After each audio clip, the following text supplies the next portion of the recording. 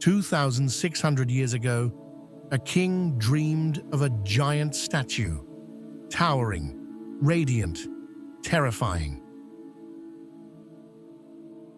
Its head was gold, its arms silver, its torso bronze,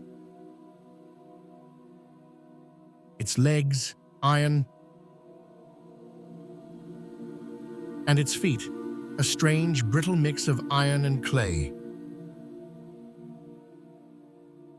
Then, a stone, not cut by human hands, struck the statue at its feet. It shattered the whole thing. Iron, clay, bronze, silver, gold, until nothing remained but dust, carried away by the wind. And the stone grew into a mountain that filled the entire earth. This was no ordinary dream. It was a vision of empires, a prophecy, a timeline carved in sleep.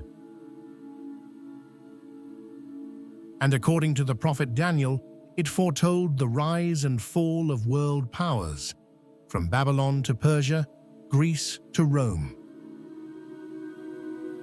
But one part of the dream did not belong to the past. One part is unfolding right now.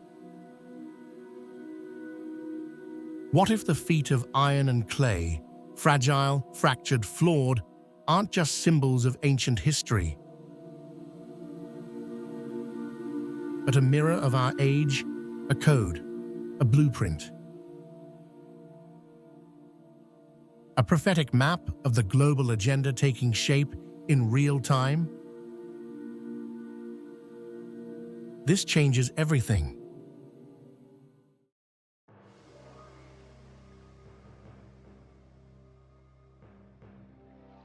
King Nebuchadnezzar of Babylon, one of history's most powerful men, awoke in terror. He couldn't remember his dream, only the dread it left behind. He demanded his wise men recount it and interpret it under penalty of death. Only Daniel, a Jewish exile, dared answer, not with guesswork, but with divine revelation. He explained, the gold head represented Babylon, magnificent, absolute, dominant. The silver chest and arms, Medo-Persia, slightly less glorious, but vast and enduring. The bronze belly and thighs, Greece, swift, militarized, culturally expansive. The iron legs, Rome, strong, unyielding, crushing resistance with legal and military might. 4 empires, 4 world powers, a chain of domination. But then, the feet and toes. Iron, yes, but mixed with clay, hard yet brittle, strong yet divided. Daniel said, they will be partly strong and partly brittle. And then came the warning. Just as you saw iron mixed with clay, they will try to join together, but they will not hold together, because iron does not adhere to clay. This wasn't about Rome's fall. This was about what comes after. This was about now. Because the dream didn't end with Rome. It culminates in a final global reality, an age not of one empire, but of fracture, an unstable union, a failed fusion. The rise of a system built on an impossible blend: power and fragility, order and chaos, strength and weakness. And then the stone. Not man-made, not political, not negotiated, but divine. It crushes the system at its weakest point, the feet, and grows to fill the earth. The mystery isn't what the dream says, it's when it happens. And the deeper you look, the more it feels like we're standing inside it.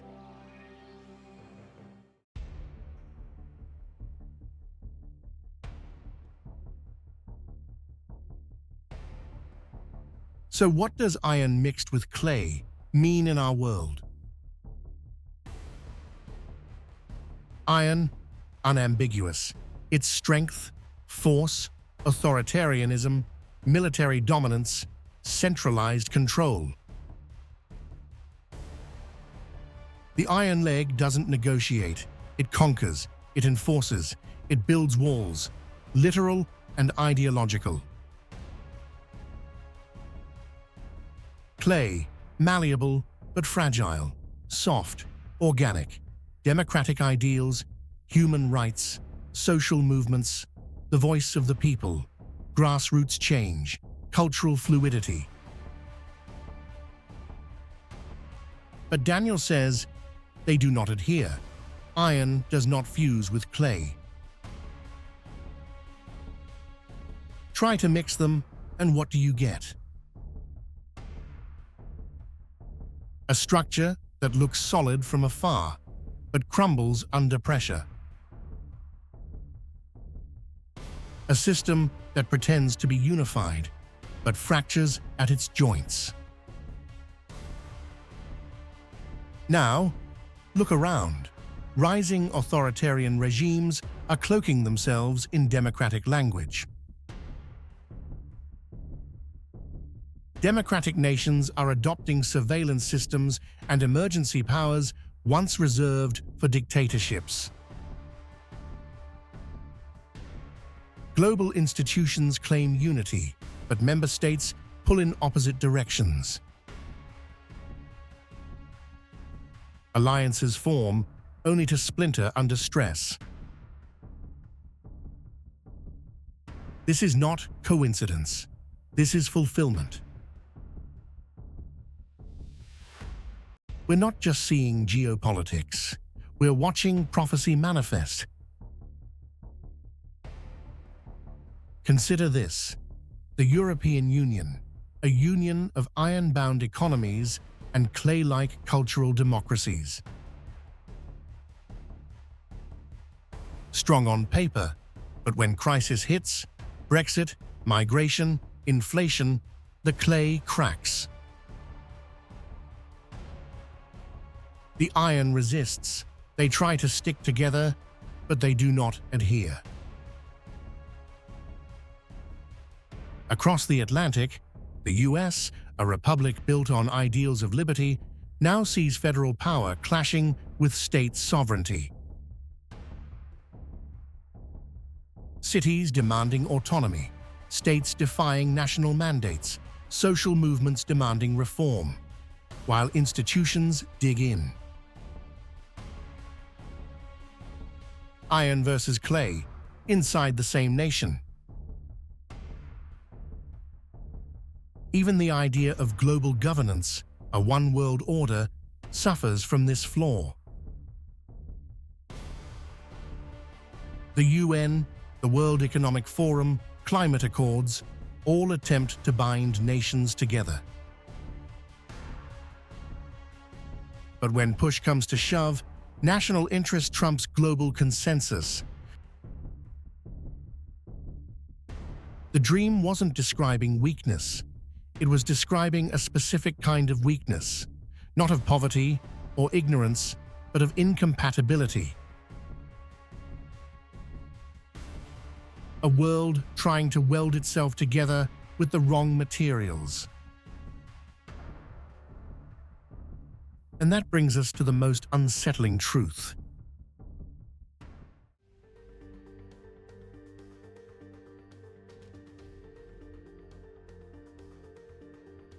Let's map the prophecy onto the modern world. We're told we live in a multipolar world, not one superpower, but several rising centers of influence. But look closer. It's not just multipolar, it's fragmented, and the fragmentation is prophetic. Take the BRICS alliance: Brazil, Russia, India, China, South Africa, now expanding to include Saudi Arabia, Iran, Ethiopia, Egypt. On the surface, a challenge to Western dominance, a new iron bloc, but scratch beneath, and it's pure clay. India and China, nuclear-armed neighbors, locked in border disputes. Russia and China, strategic partners, yet deeply distrustful. Iran and Saudi Arabia, now reconciled, but with centuries of religious and political divide. South Africa courts China, yet depends on Western markets. They're trying to join together, but they do not adhere. Now, the West, NATO, the most powerful military alliance in history. Yet, fractures emerge. France pushes for a Europe sovereign from America. Germany hesitates on defense spending.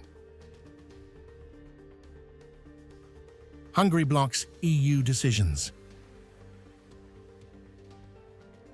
Turkey plays both sides. And within nations, the US, record political polarization. Britain, regional tensions, devolution. France, yellow vests, pension riots. These aren't anomalies. They're the predictable outcome of a system built on iron and clay. But it goes deeper. Consider soft power, the modern tool of influence. Media, education, culture, and technology. These are the clay. They shape minds. They melt ideologies.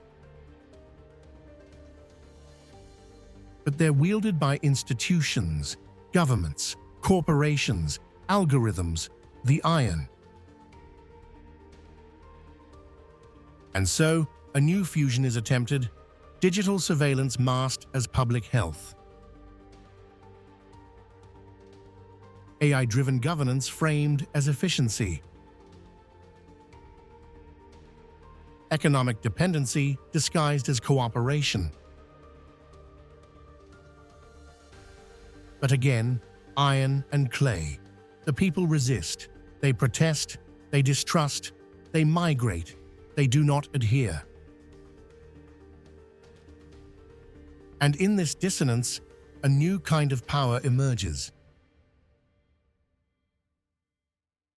Not one nation, not one ideology, but a global agenda, quietly advancing under the banner of stability, sustainability, security. Agenda 2030, the Great Reset, the Fourth Industrial Revolution. All promising unity, all promising progress.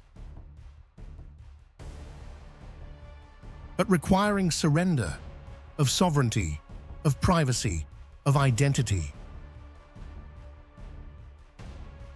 Is this the final kingdom?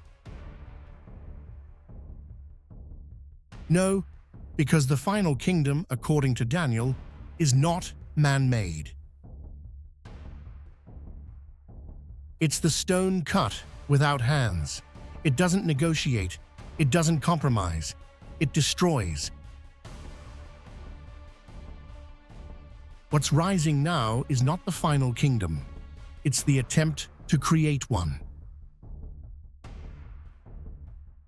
A human solution to a divine prophecy. A global system built on iron and clay, destined to fail. And the cracks are already showing.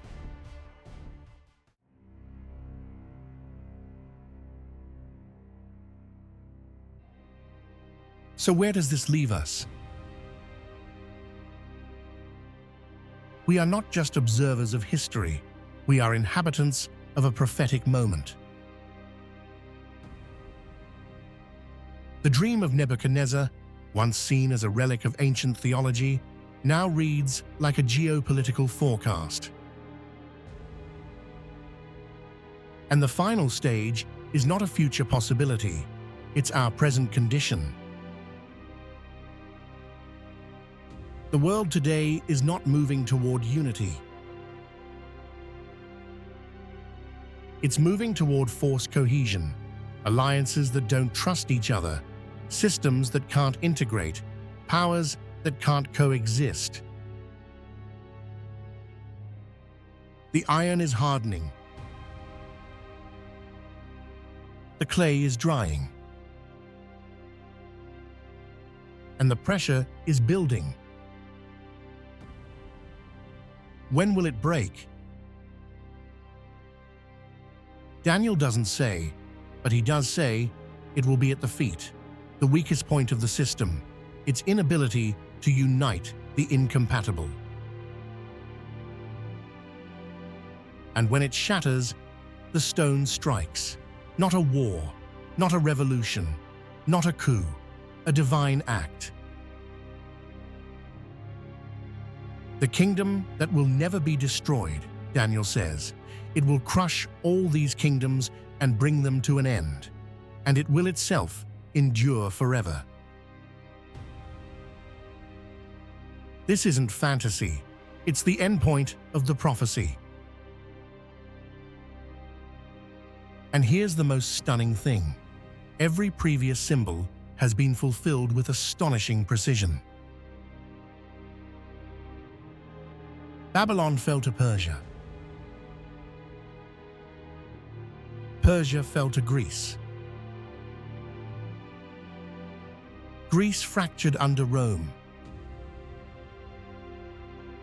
Rome collapsed, but its legal, political, and cultural iron live on. So why would the final symbol, the feat of iron and clay, be irrelevant? Why would God reveal the first four kingdoms in detail and then leave the last one to metaphor and guesswork? It doesn't make sense.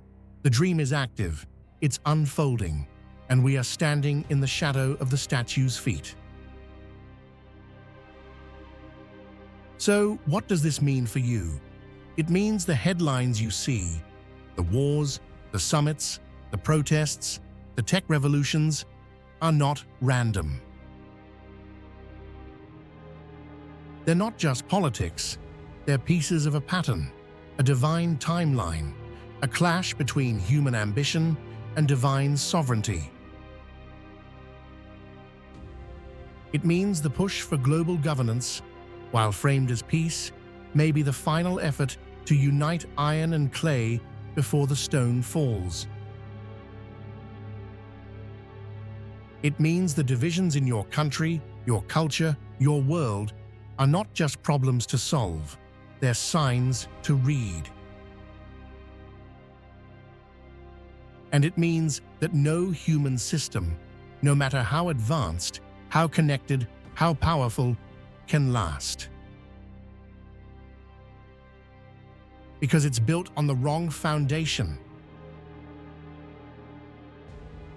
But the stone, it doesn't need a foundation. It becomes the foundation. We are not just living in history, we are living in prophecy. The dream of a Babylonian king, dismissed by skeptics, forgotten by time, may be the most accurate forecast of our age. Not because of magic, not because of coincidence, but because it points beyond human power to divine purpose. The iron is rising. The clay is cracking. The world is straining to unite what was never meant to be united.